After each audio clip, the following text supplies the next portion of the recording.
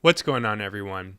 At the time this video goes live, I'll be several days into the third phase of my natural bodybuilding competition prep. The first phase was my pre-prep diet, where I ate in a deficit for 18 weeks. Over that time, I dropped just under 20 pounds. The second phase, which I just finished, was a 4.5 week long maintenance block. Although it was a maintenance block, I still ended up dropping a pound, so it's likely I was still in a slight deficit. Even so, my calories were high enough to allow me to recharge my batteries before heading into the third phase of my prep, which I've just entered into now.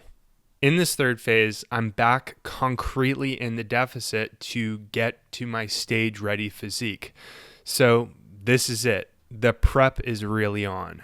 In this video, I'm going to walk you through one of my latest full body workouts with the intention of showing you how I aim to train as efficiently as I possibly can to hold on to all of my hard-earned muscle as I get leaner and leaner until the point of being stage ready.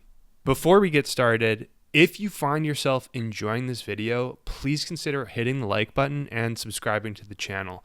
It really helps me out. Okay. Let's dive in. First up is the leg press.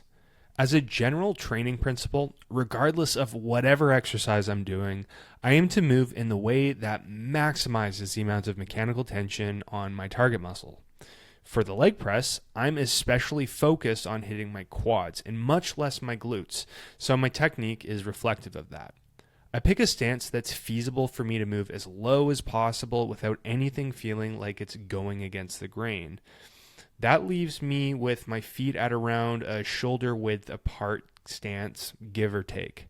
And when I say going against the grain, by the way, I mean experiencing pain around the tendons and ligaments, or like my range of motion is being inhibited by my bone and joint structure.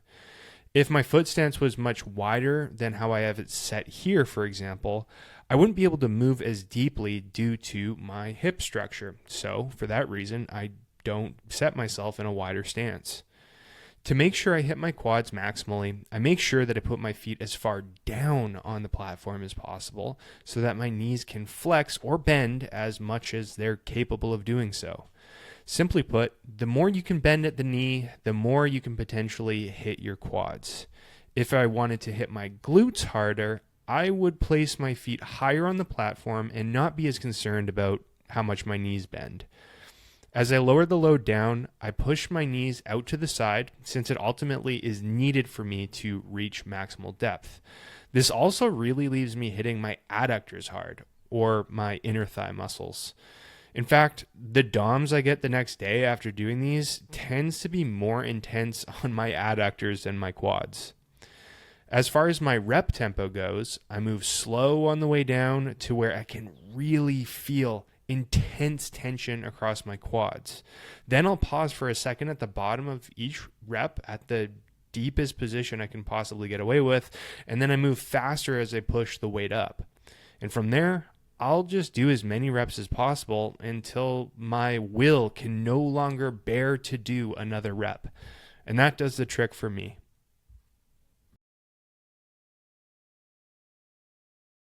Lying hamstring curls are next. This is a pretty straightforward one as far as technique goes, albeit there are a few important principles I try to implement in doing these to get the most out of them. I move with a full range of motion and with a decent amount of control. No surprises there.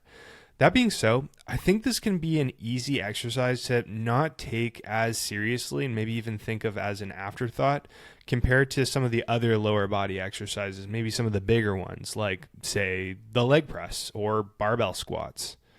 To get the most out of doing these, it's worth giving them the same kind of attention to detail as any other exercise, in my opinion, including those big ones. So I move with a full range of motion and a decent amount of control, and then from there, I'll do as many reps as I can get away with, or as many reps as I can tolerate.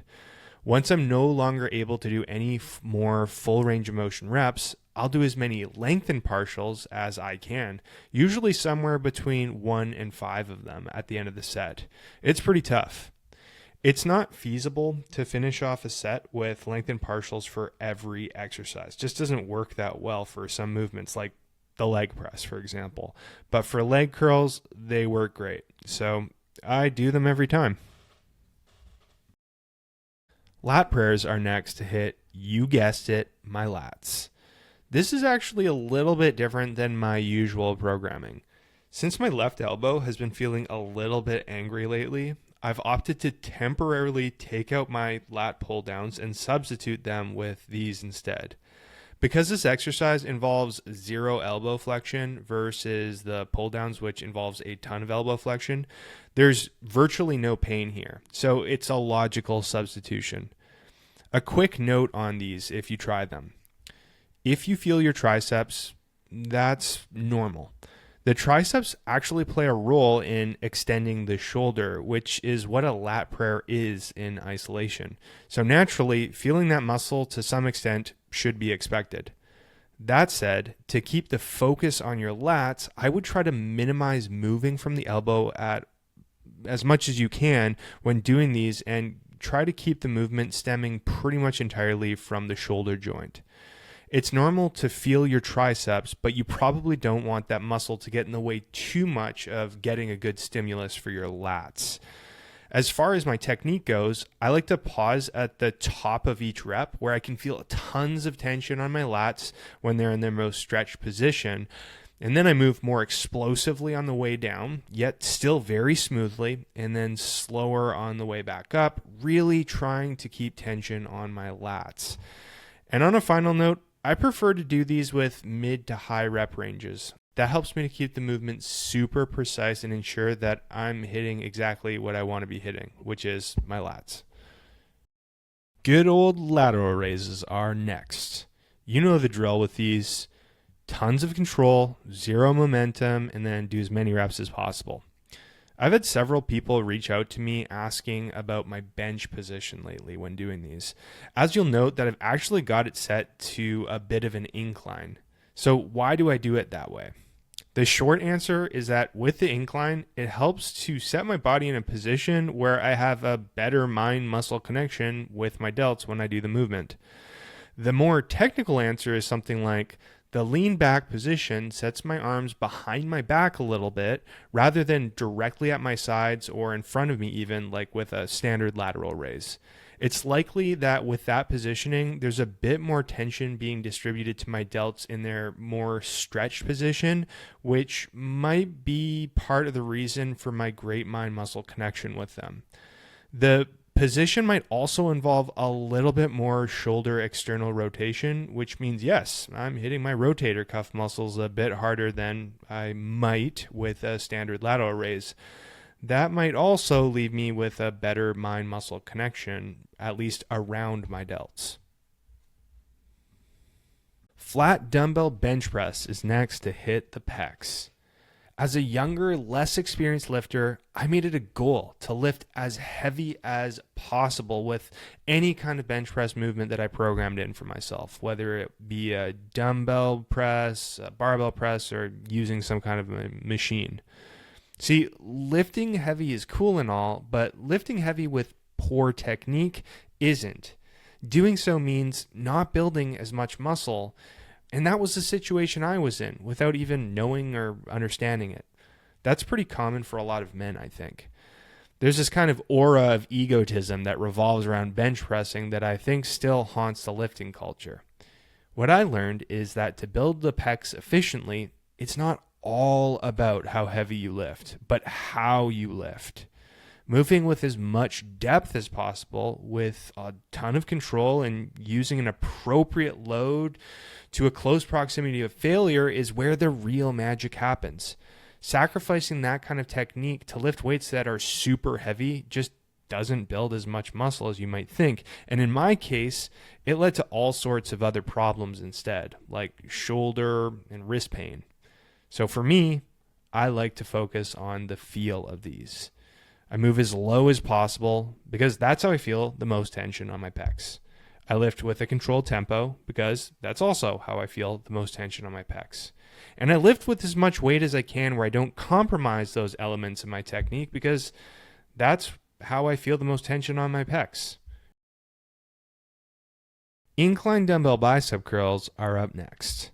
I mentioned earlier that my left elbow has been a bit angry lately.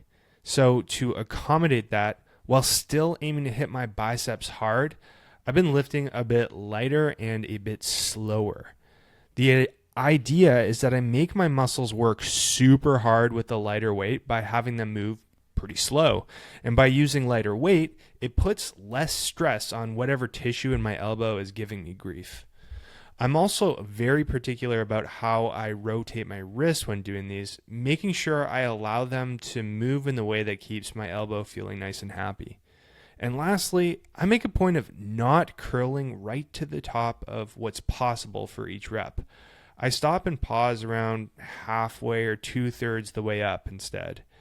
It might seem like a bummer to decrease range of motion on these a bit, but the bottom 2/3 or half of each rep is also the juiciest part, where tension on the biceps is the highest.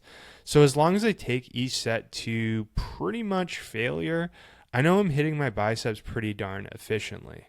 And in doing all of that, my elbows feel A-okay. And last, but certainly not least, are these overhead cable tricep extensions. I like to prioritize that I keep one overhead tricep movement in my program always, since the overhead positioning ensures that the long head of the triceps, or the biggest head, experiences maximal amounts of tension. See, that's not always the case for every tricep movement, like the French press I also do in my program as an example, which biases more of the other heads of the tricep. Anyhow, for these, I prefer mid to high rep ranges, since getting in and out of position with heavier loads can become a bit problematic and even risky. Not to mention, that's just what feels best on my elbow joints and leaves me with a great mind-muscle connection. Like every other exercise, I take my time and prioritize moving with control and do as many reps as possible, and that does the trick for these. And that's the session. At this point in my prep, it's super important to me that I spend my time in the gym training as efficiently as possible. As I get leaner, I'll need to make sure that I continue prioritizing that I hit each muscle with precision, yet also make sure that I don't put much unnecessary stress on my connective tissue, like my tendons and ligaments and my joints. Hopefully, the commentary in this video gave you some helpful insight on how I'm doing that. If you have any questions about my training approach, my prep, or anything in this video, please go ahead and drop your question in the comment section below. I'll be happy to answer. Just before closing this video, I wanted to quickly let you know about the work that I do. When I'm not making YouTube videos, recording podcast episodes, or making Instagram content, I work full-time as an online physique coach, where I help my clients to accomplish their muscle growth and fat loss goals by optimizing their approach to strength training and nutrition, and I coach them through the process. I've been doing this work for over 7 years and love helping my clients to not only transform their bodies, but ultimately their lives. If you've been considering getting some help with accomplishing your own physique goals, please feel free to hit the link in the description below to learn more about the work that I do and how I can help you. You can even use that link to schedule a free video consultation with me. If you have any questions about my coaching or how I can help you, just email me at sam@jadeathletics.ca. Thanks again so much for watching, and I'll see you in the next video.